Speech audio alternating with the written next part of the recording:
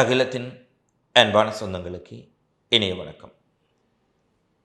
Saudi அரேபியாவில் இருக்கும் உலகின் மிகப்பெரிய அரம்பு எண்ணெய் சுத்திகரிப்பு ஆலையில் இடம்பெற்ற தாக்குதல்களில் ஈரான் மிக முக்கியமான தகவல்களை தற்போது வெளியிட்டிருக்கின்றார்கள்.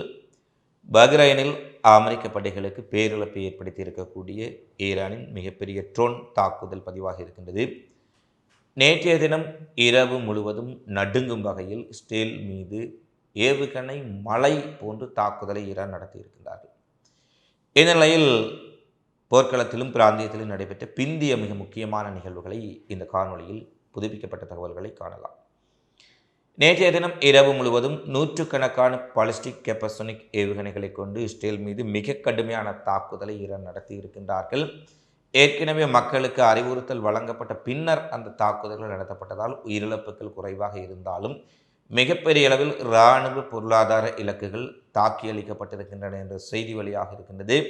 ஆஸ்திரேலிய அயன்டோம்களோ அல்லது தாட் வான் பாதுகாப்பு சாதனங்களோ எந்த வான் பாதுகாப்புகளாலும் இடைமறிக்க முடியாத அளவுக்கு ஈரானிய ஏவுகணைகள் மழை போன்று இஸ்ரேலுக்குள் வீழ்ந்து வெடிக்கக்கூடிய காணொலி பதிவுகள் வெளியாக இருக்கின்றன. இஸ்ரேல் முழுவதும் தீப்பிழம்பாக காணப்படுகின்றது. டெல்லவிவாக இருக்கலாம், ஜெருசலேமாக இருக்கலாம், கைஃபாவாக இருக்கலாம், அனைத்து நகரங்களிலும் நூற்றுக்கணக்கான ஏவுகணைகள் தாக்கி இருக்கின்றது. ஈரானிய தாக்குதலை தொடர்ந்து அங்கு உடனடியாக ஊடக தணிக்கையை இஸ்ரேல் தொடர்ச்சியாக நடைமுறைப்படுத்தி வருவதால் அங்கு ஏற்பட்டிருக்கக்கூடிய இழப்புகள் என்ன என்ற தகவல்களை துல்லியமாக அறிய முடியவில்லை. இருந்தபோதிலும் மிகப்பெரிய பேரழிவு இஸ்ரேலுக்கு ஏற்பட்டிருக்கின்றது என்பதை தெளிவாக பார்க்கக்கூடியதாக இருப்பதாக செய்திகள் தெரிவிக்கின்றன. தொடர்ச்சியாக இஸ்ரேல் மீதான தாக்குதல்களை ஈரான் நடத்தி வரும் சூழ்நிலையில் ஏனைய அரபுலக நாடுகளின் மீது யாரெல்லாம் அமெரிக்காவுக்கு இடம் கொடுத்தார்களோ, யாரெல்லாம் அமெரிக்காவின் ஆயுதங்களை இங்கு வைத்திருப்பதற்கு முகாம்களை அமைத்து கொடுத்தார்களோ அவர்களை ஈரான் ஒரு கை பார்த்து வருகின்றார்கள். இந்த சூழ்நிலையில் தான் ஈராக்கிய குர்திஸ்தானின் எர்பில் அமெரிக்க இராணுவத்தினர் தங்கியிருந்த ஒரு ஹோட்டலின் மீது சரமாரியாக ஈராக்கில் இருக்கக்கூடிய ஈரான் ஆதரவு பெற்ற போராளிகள் ட்ரோன் தாக்குதலை நடத்தி இருக்கின்றார்கள். ஏற்கனவே எர்பில் அமெரிக்காவினுடைய படைத்தளம், ஈராக்கில் இருக்கக்கூடிய அமெரிக்க தூதரகம் போன்றவை தாக்கப்பட்டிருக்கின்றன. இந்த நிலையில் எர்பிலில் இருக்கக்கூடிய அமெரிக்க இராணுவ வீரர்கள் தங்கி இருக்கக்கூடிய ஒரு ஹோட்டல், ஒரு விடுதி மிகப்பெரிய அளவில் தாக்குதலுக்குள்ளாக இருக்கின்றது. அதேபோல் எர்பில் அமெரிக்க விமானப்படை தளத்துக்கு அருகே இருந்த அமெரிக்க விமானப்படைக்கு சொந்தமான மிகப்பெரிய ஆயுத களஞ்சியமும் தாக்கி அளிக்கப்பட்டிருக்கின்றது. இதை ஈரான் நேரடியாக ஈரானிய ட்ரோன்கள் தாக்கி அளித்தனவா அல்லது ஈராக்கில் இருந்து செயற்படக்கூடிய ஈரான் ஆதரவு பற்றி ஈராக் ரெசிஸ்டன்ஸ் செய்தார்களா என்ற விடயம் உறுதிப்படுத்தப்படவில்லை. ஆனால் ஒரு ஆயுத களஞ்சியம், ஆயுத கிடங்குகள் வெடிக்கும் பொழுது அது ஒரு முறை மட்டும் வெடிக்காது, தொடர்ச்சியாக விட்டு வெடித்து கொண்டே இருக்கும். ஆயுதங்கள் இருந்தால், வெடிக்கக்கூடிய பொருட்கள் இருந்தால் அவ்வாறான வெடிப்புகள் தான் இடம்பெறும். எனவே அமெரிக்காவினுடைய ஈராக்கில் பயன்படுத்துவதற்காக, ஈராக்கில் இருந்து ஈரானை நோக்கி பயன்படுத்துவதற்காக வைக்கப்பட்டிருந்த மிகப்பெரிய அளவிலான ஆயுதங்கள் எல்லாம் எரிந்து சாம்பலாக இருக்கின்றது என்ற செய்திகள் தற்போது உறுதிப்படுத்தப்பட்டிருக்கின்றன. அடுத்து அரம்கோ எண்ணெய் ஆலை மீதான தாக்குதல் நேற்று உலகம் முழுவதும் பரபரப்பு ஏற்படுத்தி இருந்தது. ஏற்கனவே கச்சா எண்ணெயின் விலை சடுதியாக உயர்ந்திருக்கின்றது. அடுத்து மிக முக்கியமான ஒரு முடிவை ஈரான் எடுத்திருக்கின்றார்கள். அடுத்து அந்த செய்திக்கு நாங்கள் செல்வதற்கு முன்பாக அரம்கோ மீது நேற்று தாக்குதல் நடத்தப்பட்டது. பல ட்ரோன்கள் அரம்கோ சுத்திகரிப்பு ஆலைக்குள் வீழ்ந்து வெடித்து சேதத்தை ஏற்படுத்திய பின்னர் அரம்கோ சுத்திகரிப்பு ஆலை முற்றாக தன்னுடைய செயற்பாட்டை நிறுத்துவதாக சவுதி அரேபியா அதிகாரபூர்வமாக அறிவித்திருந்தார்கள். இது உலக நாடுகளுக்கு பேரதிர்ச்சி. ஏனெனில் உலகின் மிகப்பெரிய எண்ணெய் உற்பத்தி நிலையம் மூடப்பட்டால் எண்ணெய் விநியோகம் மிகப்பெரிய அளவில் பாதிக்கப்படும். இந்த நிலையில் அரம்கோவை ஈரான் தாக்கவில்லை என்றும், ஈரான் பேரில் இஸ்ரேல் அமெரிக்கா தாக்கிவிட்டு ஈரான் மீது பழி போடுவதாக சவுதி மற்றும் வளைகுடா நாடுகளை தூதுவர்களுக்கு ஈரான் ஒரு அறிவிப்பை வெளியிட்டிருக்கின்றார்கள்.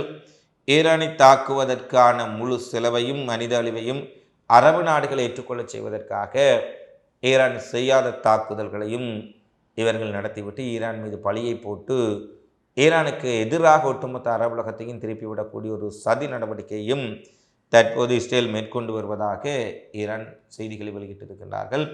இது ஏற்கனவே நாங்கள் எதிர்பார்த்த செய்தி. இந்த விடயத்தை இதற்கு முன்னைய காணொளியிலும் பேசி இருக்கின்றோம்.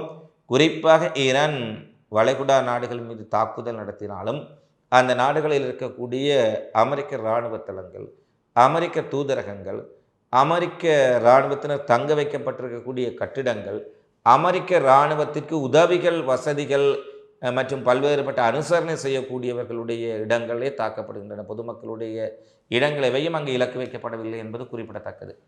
இந்த நிலையில்தான் அரம்கோ மீதான தாக்குதலும் கேள்விகளை ஏற்படுத்திய சூழ்நிலையில் இஸ்ரேல் இந்த சந்தர்ப்பத்தை பயன்படுத்தி கொண்டு பல அரபுலக நாடுகளில் பெரும் தாக்குதல்களை நடத்திவிட்டு அதை ஈரான் மீது பழிபோடுவதற்கான முயற்சிகளிலும் இறங்கி இருக்கின்றார்கள். அதுபோன்ற ஒரு தாக்குதலாக இந்த அரம்கோ மீதான தாக்குதல் இருக்கலாம் என்ற ஒரு அச்சம் சந்தேகம் எங்களுக்கு எழுந்திருந்தது. ஈரான் என்று அதை தெளிவாக தெரிவித்திருக்கின்றார்கள். அதேபோல் கத்தார், சவுதி அரேபியாவிலும் வெடிகுண்டு தாக்குதல்களை நடத்துவதற்காக உள்ளே இருந்த மொசாட் முகவர்களும் அந்த நாட்டினுடைய இரகசிய போலீசாரால் கைது செய்யப்பட்டிருக்கின்றார்கள்.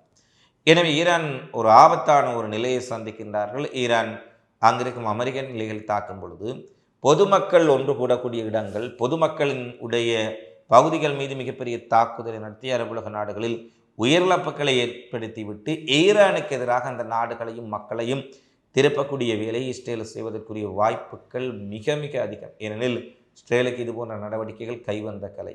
இஸ்ரேலுடைய மொசாட்டே உள்நாட்டு மக்களிடையே கலவரங்களை தூண்டுவது, நாடுகளுக்கிடையே போரை மூட்டி விடுவது, அதில் தாங்கள் குளிர் காய்வது என்பது அவர்களுடைய அஜெண்டா. எனவே இந்த விடயத்தில் ஈரானும் ஏனைய அரபுலக நாடுகளும் ஒரு புரிந்துணர்வும் தெளிவும் இல்லாதுவிட்டால் மிகப்பெரிய அளவில் இவர்களுக்குள்ளே மோதக்கூடிய ஒரு நிலை வந்துவிடும் என்பதைத்தான் பார்க்கக்கூடியதாக இருக்கின்றது. அரம்கோ மீதான தாக்குதலை ஈரான் மறுத்திருந்தாலும் சவுதி அரேபியாவில் இருக்கக்கூடிய அமெரிக்க தூதரகம் மீது இன்று மிகப்பெரிய அளவிலான ட்ரோன் தாக்குதல் மேற்கொள்ளப்பட்டிருக்கின்றது. இதில் அமெரிக்க தூதரக ஊழியர்கள், முக்கிய அதிகாரிகள் கொல்லப்பட்டிருக்கின்றார்கள். அமெரிக்க தூதரகம் மிகப்பெரிய அளவில் சேதமடைந்திருக்கின்றது என்ற செய்திகளையும் இன்றைய நாளில் காலை வழியாக இருக்கின்றது. எனவே சவுதி அரேபியாவின் உட்கட்டுமானங்களையும் பொதுமக்கள் பயன்படுத்தக்கூடிய இடங்களையும் தான் நாங்கள் தாக்க மாட்டோம். ஆனால் அங்கு இருக்கக்கூடிய அமெரிக்க தளங்களுக்கும் அமெரிக்காவினுடைய வசதிகளுக்கும் எந்த ஒரு விதிவிலக்கும் கிடையாது என்பதை அப்பாஸ் அரக்சி நேற்று தெளிவாக குறிப்பிட்டிருந்தார். ஏனெனில் அமெரிக்கா எங்கள் மீது தாக்குகின்றார்கள், நாங்கள் அமெரிக்காவை நேரடியாக தாக்க முடியாது. எனவே மத்திய கிழக்கில் இருக்கக்கூடிய அமெரிக்க இராணுவம், அமெரிக்க இராணுவ தளங்கள், அவர்கள் பயன்படுத்தக்கூடிய அத்தனை இடங்களுமே எங்களுடைய இலக்குகள் தான். அது எந்த நாட்டில் இருந்தாலும், அது சவுதியில் இருந்தாலும், கத்தாரில் இருந்தாலும், துபாயில் இருந்தாலும், பஹ்ரைனில் இருந்தாலும், துருக்கியில் இருந்தாலும் அமெரிக்க தளம் தான், அமெரிக்க படைகள் தான் அங்கு இருக்கின்றார்கள். அங்கிருந்தும் அவர்கள் ஈரானை தாக்குதல் நடத்தாவிட்டாலும் கூட அவர்கள் ஈரான் போன்ற நாடுகளுக்கு செக் வைப்பதற்காகவே அங்கு இருக்கின்றார்கள். அது வேறு விடயம். இந்நிலையில்தான் ஈரான் சவுதியின் அமெரிக்க தூதரகத்தை தகர்த்தெறிந்திருக்கின்றார்கள். அமெரிக்காவினுடைய தூதரகம் ஏற்கனவே ஈராக்கில் தாக்கப்பட்டிருக்கின்றது, பாகிஸ்தானில் மக்களால் தாக்கப்பட்டிருக்கின்றது, அதேபோல் ஐக்கிய அரபு எமிரேட்ஸில் தாக்கப்பட்டிருக்கின்றது, தற்போது சவுதி அரேபியாவிலும் தாக்கப்பட்டிருக்கின்றது. தன்னுடைய தூதரகத்தையே ஈரான் தாக்குதலிலிருந்து காப்பாற்ற முடியாத அமெரிக்கா தான் இந்த அரபிக்களை காப்பாற்றப் போவதாக நம்பி பல பில்லியன் டாலர்களை கொடுத்து அமெரிக்க இராணுவ தளங்களையும் வளங்களையும் ஆயுதங்களையும் வாங்கி குவித்து வைத்திருக்கின்றார்கள். இவர்களை நினைத்தால் உண்மையில் பரிதாபத்துக்குரியவர்களாகத்தான் இருக்கின்றார்கள். இந்த அரபுலக நாடுகளின் உடைய மன்னர்களும் அரபுலக நாடுகளுடைய தலைவர்களும் தங்களுடைய தளங்களை பாதுகாக்கக்கூடிய அமெரிக்காவுக்கு பல கோடி பில்லியன்களை கொட்டி தங்களுக்கு பாதுகாப்பு கேட்டு நிற்கின்றார்கள் என்பதுதான் வேடிக்கையிலும் வேடிக்கையான விடயமாக இருக்கின்றது. சவுதி அரேபியாவில் ஈரான் மேற்கொண்ட தாக்குதலை எடுத்து இதற்கு பதிலடி கொடுப்போம் என்று சவுதி அரேபியா தெரிவித்திருக்கின்றார்கள்.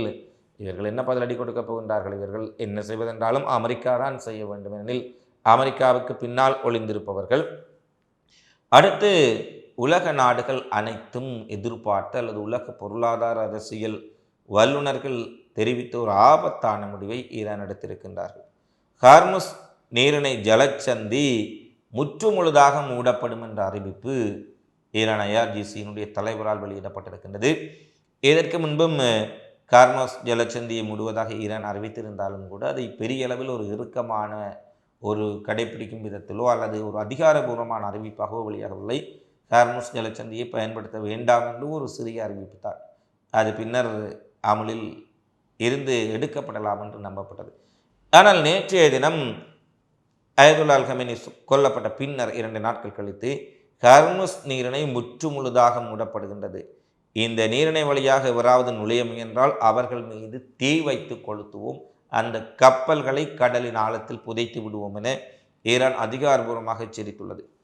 ஈரான் இஸ்லாமிய புரட்சிகர காவலர் படையின் தலைமை தளபதியின் ஆலோசகர் அந்த தொலைக்காட்சியில் கூறுகின்றார், இனி இந்த பிராந்தியத்தில் இருந்து ஒரு துளி எண்ணெய் கூட அமெரிக்காவுக்கு ஏற்றுமதி செய்வதை தடுக்கப் போகின்றோம். ஹர்முஸ் ஜலச்சந்தியினூடாக இந்த எண்ணெயும் கப்பல் வழியாக வெளியே செல்லக்கூடாது. ஏறக்குறைய உலகினுடைய எண்ணெய் சப்ளை விநியோகத்தில் 20% எண்ணெய் ஹர்முஸ் ஜலச்சந்தி வழியாகத்தான் செல்கின்றது. நினைத்து பாருங்கள், 20%, 1/5 உலக நாடுகளுக்கான எண்ணெய் தேவைக்கான கச்சா எண்ணெய் இந்த வழியாக செல்கின்றது. இந்த வழியை முற்றாக ஈரான் முடக்கிவிட்டார்கள். எந்த கப்பல் சென்றாலும் தீ வைத்து கொளுத்துவோம், தீ வைத்து விடுவோம் என்று எச்சரித்திருக்கின்றார்கள். ஏற்கனவே 3-4 கப்பல்களை தகர்த்து எறிந்து விட்டார்கள். இந்த நிலையில் தான் ஹர்முஸ் ஜலச்சந்தி மூடப்பட்டிருக்கின்றமையால் கச்சா எண்ணெயின் விலை மிக கடுமையாக உயரப்போகின்றது. விலை உயர்வு என்பதற்கப்பால் கச்சா எண்ணெய்க்கு மிகப்பெரிய தட்டுப்பாடு ஏற்பட போகின்றது. பல நாடுகளிலும் பெட்ரோல் டீசல் இல்லாமல் மக்கள் மிகப்பெரிய சிக்கலை சந்திக்கப் போகின்றார்கள். உற்பத்தி துறைகள் பாதிக்கப்பட போகின்றன, போக்குவரத்து துறைகள் பாதிக்கப்பட போகின்றன. கப்பல் போக்குவரத்து, விமான போக்குவரத்து, லாரி போக்குவரத்து, சரக்கு போக்குவரத்து என அனைத்துமே நிற்கக்கூடிய அல்லது அனைத்துமே நெருக்கடிக்குள்ளாகக்கூடிய ஒரு பேராபத்து தான் தற்போது ஏற்பட போகின்றது. ஏனெனில் ஹர்முஸ் ஜலச்சந்தி என்பது மூடப்பட்டால் கச்சா விநியோகம் உடனடியாக பாதிக்கப்படும். ஏனெனில் அவ்வளவு கச்சா எண்ணெய் விநியோக கப்பல்களுக்கு முக்கியமான ஒரு இடம், எந்த ஒரு கப்பலும் இங்கு செல்ல முடியாது என்பதை தெளிவுபடுத்தி இருக்கின்றார்கள். இந்த பகுதியை நோக்கி எந்த கப்பலும் வரக்கூடாது, மீறி வந்தால் அவர்கள் எங்களுடைய கடுமையான பதிலடியை சந்திப்பார்கள். பிராந்திய எண்ணெய் மீது தாகம் கொண்டே அமெரிக்கா இந்த நாடுகளை ஆக்கிரமிப்பதற்கு துடிக்கின்றார்கள் என தெரிவித்திருக்கக்கூடிய ஐஆர்ஜிசியினுடைய தலைவர், இந்த பிராந்தியத்தில் உள்ளவர்களின் குழாய் இணைப்புகளையும் வேண்டுமென்றால் தகர்த்தெறிவோம் என்ற செய்தியையும் வெளியிட்டிருக்கின்றார்கள். இங்கிருந்து எண்ணெய் ஏற்றுமதி செய்ய அனுமதிக்க மாட்டோம் என்றும், உலகின் மிக முக்கியமான கடல் போக்குவரத்து பாதைகளை இனி யாரும் பயன்படுத்த வேண்டாம் என்றும் அறிவித்திருக்கின்றார்கள். இந்த அறிவிப்பை எடுத்து ஏற்கனவே கச்சா எண்ணெயின் விலை கூடியிருக்கின்றது. கத்தாரில் இருக்கக்கூடிய தளங்கள் மீது ஈரான் நடத்திய தாக்குதலின் பின்னர் எரிசக்தி வசதிகள் மீதான தாக்குதலை தொடர்ந்து திரவமாக்கப்பட்ட எரிவாயு LNG உற்பத்தியை கத்தார் முற்றாக நிறுத்தி இருக்கின்றார்கள். இதன் காரணமாக LNG ஏற்றுமதியில் சுமார் 20% அளவுக்கு உயர்வு ஏற்பட்டிருக்கின்றது. ஐரோப்பிய நாடுகளில் உடனடியாகவே இதனுடைய தாக்கம் தெரிந்திருப்பதான செய்திகளையும் பார்க்கக்கூடியதாக இருக்கின்றது. எனவே அது ஒரு மிகப்பெரிய சிக்கலாக உலக நாடுகளுக்கு மாறி இருக்கின்றது. எனவே ஹர்முஸ் ஜலச்சந்தியினுடைய மூடல் உலக பொருளாதாரத்தில் அடுத்து வரும் நாட்களிலேயே மிக விரைவான தாக்கத்தை கொண்டு வரப்போகின்றது என்பதுதான் கவலைக்குரிய விடயம். அடுத்து பஹ்ரைனில் அமெரிக்க படைகள் தங்கியிருந்த ஒரு கட்டடத்தை குறிவைத்து ஈரான் நடத்திய ட்ரோன் தாக்குதலில் கட்டடத்திற்குள் சிக்கிக்கொண்ட அமெரிக்க படைகள் அப்படியே கொல்லப்பட்டிருக்கின்றார்கள். இதில் பலர் உயிர் வந்திருக்கலாம் என்றும் ஆரம்ப கட்ட தகவல்களின்படி 74 அமெரிக்க படைகள் கட்டடத்தில் எரிந்த நிலையில் உயிரிழந்திருக்கலாம் என்ற செய்தி ஒன்று வெளியாக இருக்கின்றது. இதை சுயாதீனமாக உறுதிப்படுத்த முடியவில்லை என்றாலும் பல ஊடகங்களில் இந்த பஹ்ரைனில் இருக்கக்கூடிய அமெரிக்க படைகள் தங்கியிருந்த விடுதிகள் மீது 88 ட்ரோன்களை கொண்டு ஈரான் மிகப்பெரிய ஒரு ட்ரோன் தாக்குதலை நடத்தியிருக்கின்றார்கள். இதில் அந்த கட்டடத்துடன் அப்படியே அமெரிக்க படைகளும் அழிக்கப்பட்டார்கள் என்ற செய்தியை பார்க்கக்கூடியதாக இருக்கின்றது. ஈரானுக்கு எதிரான அமெரிக்க போருக்கு அமெரிக்கர்கள் மத்தியிலேயே தற்போது மிகப்பெரிய எதிர்ப்புகள் கிளம்பி இருக்கின்றது. ஈரானுக்கு எதிரான அமெரிக்க இஸ்ரேலிய போரை உடனடியாக நிறுத்தக்கோரி நியூயார்க் நகர வீதிகளில் மக்கள் மிகப்பெரிய ஆர்ப்பாட்டத்தை நடத்தி இருக்கின்றார்கள். டைம் சதுக்கம் மற்றும் பிற பகுதிகளிலும் மிகப்பெரிய பேரணி நடைபெற்றிருக்கின்றது. அதேபோல ஈரான் மீதான இஸ்ரேலிய போருக்கு எதிராக சிகாகோ மக்கள் நகர மையத்திலும் மிகப்பெரிய போராட்டம், ஆயிரக்கணக்கான மக்கள் கலந்து கொண்டு ட்ரம்ப் இந்த உலகத்தை ஆபத்தான பகுதியாக மாற்றுகின்றார், ட்ரம்பினுடைய முட்டாள்தனமான முடிவுகள் அமெரிக்காவையும் ஒட்டுமொத்த உலகத்தையும் பாதிப்புக்குள்ளாக்கி இருக்கின்றது என தெரிவித்து மக்கள் ஒரு போராட்டத்தை நடத்தி இருக்கின்றார்கள்.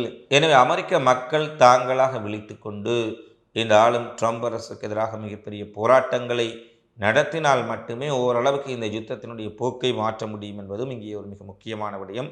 அமெரிக்காவிலும் தற்போது போராட்டங்கள் வெடித்திருப்பதை தெளிவாக பார்க்கக்கூடியதாக இருக்கின்றது.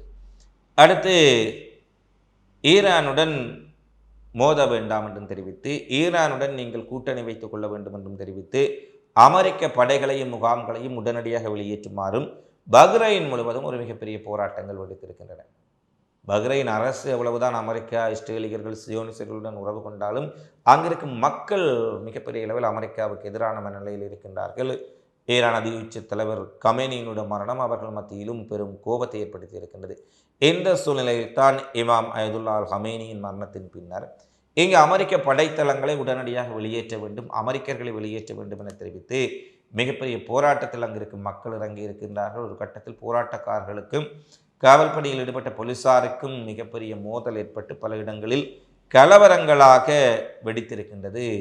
எனவே அரபு நாடுகளிலும் மக்கள் விழித்து கொண்டு விட்டார்களா என்று கேள்வி எழுப்பும் அளவுக்கு அமெரிக்காவையும் அமெரிக்க தளங்களையும் வெளியேற்ற வேண்டும் என்ற போராட்டம் பஹ்ரைனுக்குள்ளேயே பஹ்ரைன் மக்களால் ஆரம்பிக்கப்பட்டுள்ளமை அந்நாட்டு அரசுகளுக்கும் அமெரிக்காவுக்கும் புதிய சிக்கலை ஏற்படுத்தி இருக்கின்றது. எனவே அயதுல்லா அல் கமேனியினுடைய மரணம் அனைத்துக்கும் முடிவு காட்டிவிடும் என அமெரிக்காவும் இஸ்ரேலும் கணக்கு செய்திருந்தார்கள்.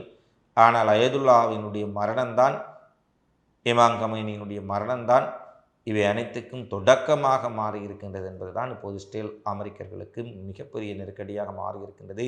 இதில் இஸ்ரேல் அமெரிக்கா மட்டுமல்ல, ஒட்டுமொத்த அரபுலகம், ஒட்டுமொத்த உலகமும் ட்ரம்ப், அமெரிக்காவும், நெதன்யாகு போன்றவர்களின் போர் வரிக்காக ஆரம்பிக்கப்பட்ட ஈரான் மீது வலிந்து திணிக்கப்பட்ட யுத்தத்தின் உடைய தாக்கங்களை, பாதிப்புகளை, நெருக்கடிகளை எதிர்கொள்ளப் போகின்றோம் என்பதுதான் யதார்த்தம் நிறைந்த வேதனையான உண்மை.